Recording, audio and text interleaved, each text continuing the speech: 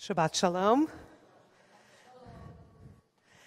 I thought we would do a little bit of exploring the Torah together today rather than my delivering a formal sermon. So Rabbi Sepeden is going to hand out a study sheet. We are going to explore the last portion of the book of Numbers, Parashat Ma'aseh, using some traditional commentary and some contemporary poetry. But before we even move to the study sheet, don't worry about it if you don't have it in your hand right now. We're going to look at the portion. We're kind of going to scan it a bit. Let's look at it on page 362.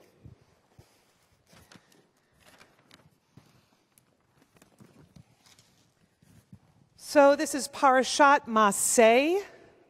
Ma'aseh can be translated in several ways. In this commentary, it says, Eile Ma'aseh B'nei Yisrael. These are the marches of the children of Israel. And then you'll notice that the verb form, the ya'anasu, is repeated over and over and over again. It comes from the root nun samech ayin. You might have heard people wish each other, especially in this season, Nisiyah Tova, have a good journey. And so it can be translated as marches or journey or setting out. For our purposes, I'm thinking of it as a study about journeying. So let's just do a quick scan because you're going to see that really this first chapter of Ma'aseh is very repetitive. So we're not going to read the whole thing through together.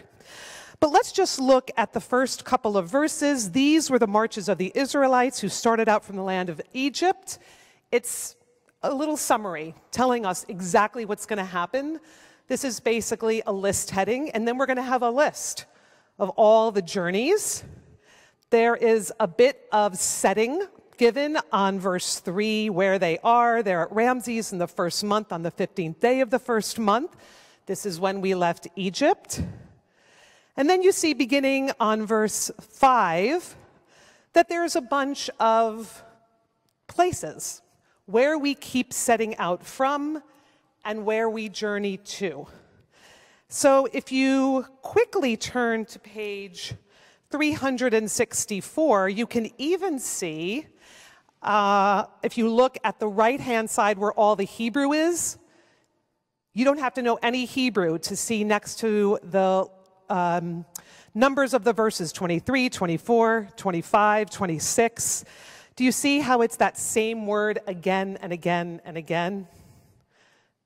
Vayis'u, vayis'u, vayis'u, vayis'u. So the pattern is pretty straightforward. They set forth from this place, and they arrived at that place. Now that pattern is disrupted several times. You can scan it yourself. There are some places, for example, where it says something that happened in that place. So here's, for example, in verse 9, that's on page 363. They set out from Marah and came to Elim. There were 12 springs in Elim and 70 palm trees, so they encamped there. So again, it's a pattern of setting out and arriving, and every once in a while there is some explanation given as to something that happened in that place. So that's the basic overview of the portion. The question we are left with is what? What question do you have about this entire chapter? Or questions?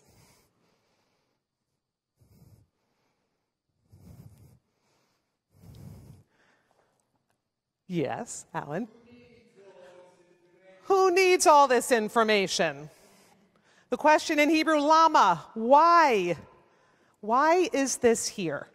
Now it's interesting to notice, I'm not looking at my portion now, but I think it's verse 3 or 4. It tells us that these were recordings made by Moses Tradition teaches us this may have been the one section that Moses chose to write down on his own and did not transcribe through God. Say it again. That at the bidding of God, Moses wrote all of this down. So it was like a record keeping. God said, basically, when he said on the journeys, Moses, as we journey throughout all of these places over the next 40 years, you've got to write everything down. It's a record keeping. And as Alan said, why? Anyone have any thoughts as to why it's important that we take up, first of all, why Moses had to write it down, and second of all, why we have to read it every year? We write it down because we do remember better when we write things down. Why is it important that we remember these journeys, that we remember where we left and where we arrived?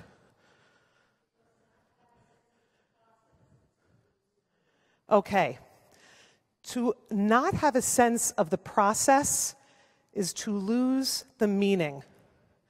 Now, often when we talk about the 40 years in the desert, what's the word that we use? The Israelites did what through the desert for 40? We wandered around. But this is different. This makes it sound like it wasn't exactly wandering around lost somewhere, not sure where to go. This is helping us see that there were journeys within the journey, right? That there were little chapters in the lives of the Israelites. So let's now look to one of our traditional commentaries made by Rashi, the great medieval commentator. So he says, these are the journeys of the children of Israel, and he asks us straight out, why are these stations important? And then he gives us exactly the answer. To make known the kindness of the omnipresent, for even though he decreed against them that they be tossed about and move around in the desert, you cannot say they were tossed and moved about from place to place all 40 years and did not have rest. I'm going to pause there. What is he referring to here? What is he reacting to? He's worried that we think negatively about God for some reason. Say it again. That there was arbitrary. We were being bounced around from place to place, when the truth is the journey could have taken from Egypt to the Promised Land could have taken a lot shorter than 40 years. But God made us spend those 40 years of moving from place to place, not directly, here and there and somewhere else before we arrived. And that might seem a little cruel, because as hot as we feel now, when you're out there in the desert for 40 years, there's no AC, you don't even have battery-operated fans, you've got no GPS. It's a schlep. It's exhausting, it's wearying, and we might think that this is a harsh God. So Rashi is saying no, that is not true. Then he does a little bit of math, not my strong suit, but he spells it out for us. He says, okay, there are only 42 stations in 40 years. I mean, that sounds like a little bit to me. Imagine moving more than once every year. But okay, he says, he's suggesting that's not a lot. And then he says, subtract from them 14 during the first year prior to the edict. We're going to take that away. The first 14, because that's not part of the, I'm going to use the word punishment of us wandering around the desert. Rashi is suggesting it's not a punishment. Then he says there's another 8 stations after Aaron's death. We're going to separate those out as well. And then we find that through the 38 years, they only journeyed 20 times. Okay, so he's shrinking it down. He's saying this is not a punishing God. It's not as bad as it sounds. All right? Now he quotes a midrash by Rabbi Tanhuma This I love. It may be compared, these journeys, to a king who took his sick son to a distant place to be healed. On the way back, the father began to enumerate all the stations on the way, saying, "There we slept, there we felt chilled, there your head hurt," etc. Why do you think Rashi felt the need to put this piece together with the first piece? How do they compare to each other?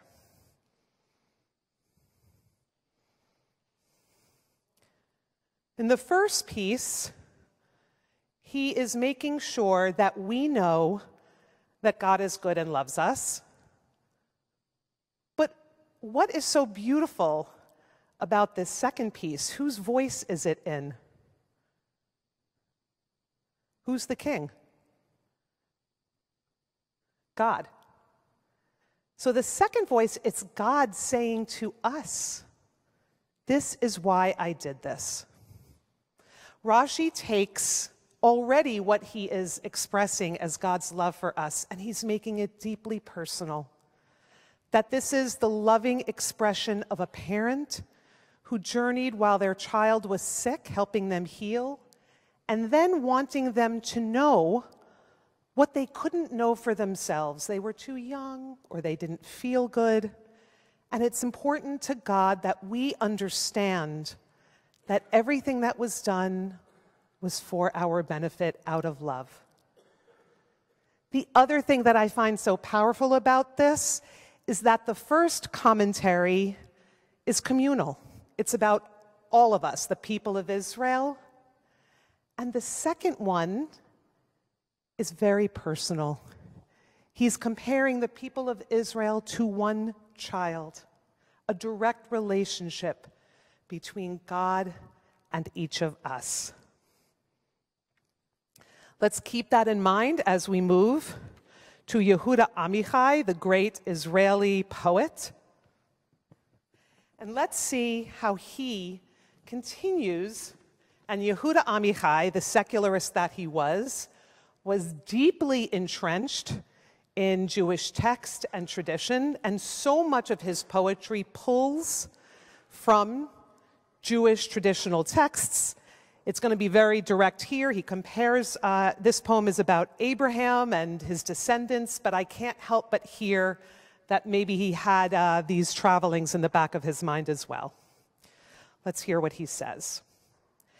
Every year, our father Abraham would take his sons to Mount Moriah the way I take my children to the Negev hills where I once had a war. Abraham hiked around with his sons. This is where I left the servants behind. That's where I tied the donkey to a tree at the foot of the mountain. And here, right here, Isaac, my son, you asked, behold the fire and the wood. But where is the lamb for the burnt offering? Then, up a little further, you asked for the second time. When they reached the mountaintop, they rested a bit, ate and drank, and he showed them the thicket where the ram was caught by its horns. After Abraham died, Isaac started asking his sons to the same place. Here I lifted the wood. This is where I got out of breath. Here I asked, and my father answered, God will see to the lamb for the offering. Over there, I already knew it was me. And when Isaac's eyes were dim with age, his children led him to that same spot on Mount Moriah and recounted for him all that had come to pass, all that he might have forgotten. Now, even if we're not familiar with the story of Abraham and Isaac, you basically get it here, right? It's the near sacrifice of Isaac. The first thing for us to realize, and those of us who are parents, and actually all of us, because we're all children of parents, might understand on some level that parents don't really want to recount the parenting mistakes, right? Our kids do a pretty good job of remembering for us. So why is it important to Abraham that he take both of his children on this journey through this terrible chapter in their lives? Why is it important to him, do you think?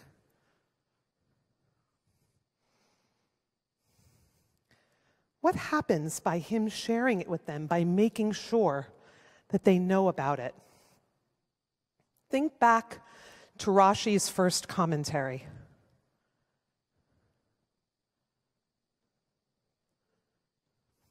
There's no right answer. An example of forgiveness. I can promise as a parent myself that even when mistakes are made, they are usually made with the best of intention. I don't even like to call them mistakes. I like to call them things that didn't work out the way we expected. That often we try our best and we might fail, we might regret, we might need to atone and have forgiveness. And actually, we are better off when our children understand that. And maybe that's one of the reasons we have that passage in the Torah, that it's a message to us to know that there are going to be other times when God is going to direct us in ways that might feel awful, but that we are all doing our best, we and God, and it all comes from love. And then so beautifully, even Isaac, who had reason to never talk about this moment, brings his children to see these places.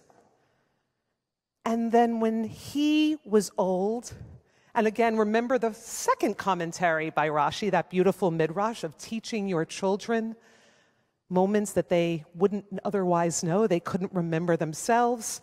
When we get old, we sometimes have difficulty remembering. And when that happens to Isaac, his children remind him.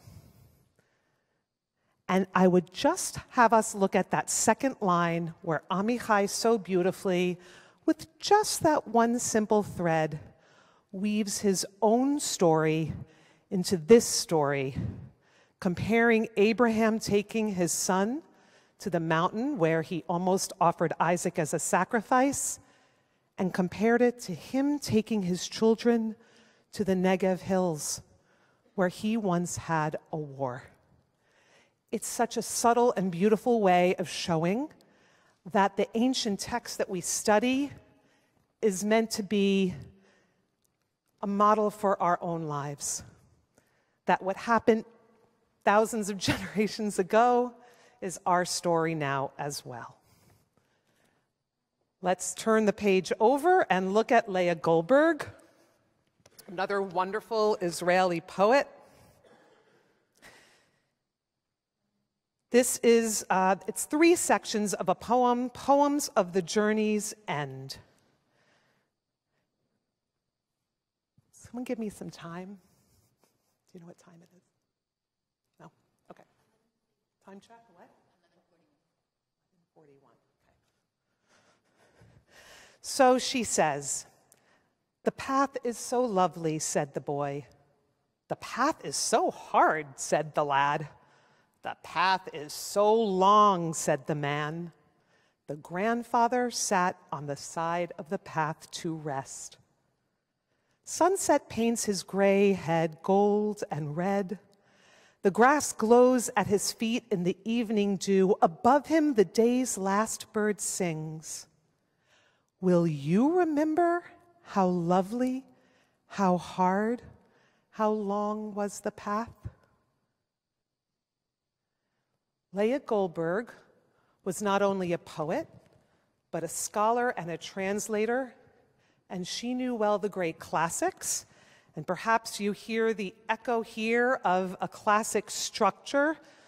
One good example is All the World's a Stage from Shakespeare's As You Like It, which tells us about the different stages in an individual life, from childhood to old age. And she helps us see that the same journey, that path, can be experienced differently depending on where we are on it. And she asks that question to us all. Will you remember how lovely, how hard, how long was the path? It's important to her, what is important to God and Moses, that we remember the entirety, that we don't just remember the good things and not the challenging things, that it's all enriching, and when we understand the challenges, we can find love there, and forgiveness and other lessons of growth. And of course, we want to remember the beautiful things too. Then number 2, you said, day chases day and night, night. In your heart you said, now the time has come. You see evenings and mornings visit your window and you say, there is nothing new under the sun. Now with the days you have whitened and aged, your days numbered and tenfold dearer, and you know every day is the last under the sun, and you know every day is new under the sun. This is Goldberg's challenge to King Solomon, who in Ecclesiastes, in the book of Kohelet, says there's nothing new under the sun. These things, there are cycles in the world, and there's nothing new. And she says no. I mean, on one hand, yes. Day follows day, night follows night. But if you pause and you understand the journey, you can take in the moment better. And then you not only see something as being old, as being part of a repetition, as being part of a pattern, but you also see it as new, even in the days when you have whitened and aged. And that brings her to this prayer. Teach me, my God, to bless and pray over the withered leaf's secret, the ready fruit's grapes. There I love how she brings the end of the journey with the withered leaf's secret and the beginning of the next one, the ready fruit's grace. Let me read that again. Teach me, my God, to bless and pray over the withered leaf's secret, the ready fruit's grace, over this freedom to see, to feel, to breathe, to know, to hope, and of course she includes to fail. Teach my lips blessing and song of praise when your days are renewed morning and night, lest my day today be like all the yesterdays, lest my day be for me an unthinking haze. Here she now brings us to our most personal, almost I would suggest to our solitary. So we started in the Torah portion for it being completely communal, and then through all of these commentaries and poems, we see it getting smaller. And she ends with that private place within ourselves where we often find ourselves with some doubts and some regrets and some fears. And she urges us to see wonder and to offer praise for it all. And even though she puts it in the first person, saying, my lips, my day, it is the most universal. So in this very rich section of Torah and in all of its interpretations, we see that we journey together, and even in our most personal, intimate journeys through life, we are always journeying side by side with others. We are always remembering that God is with us in love, and that we are together as a people, as a human community, as an entire creation connected to the wonders of the world around us that holds us. Amen.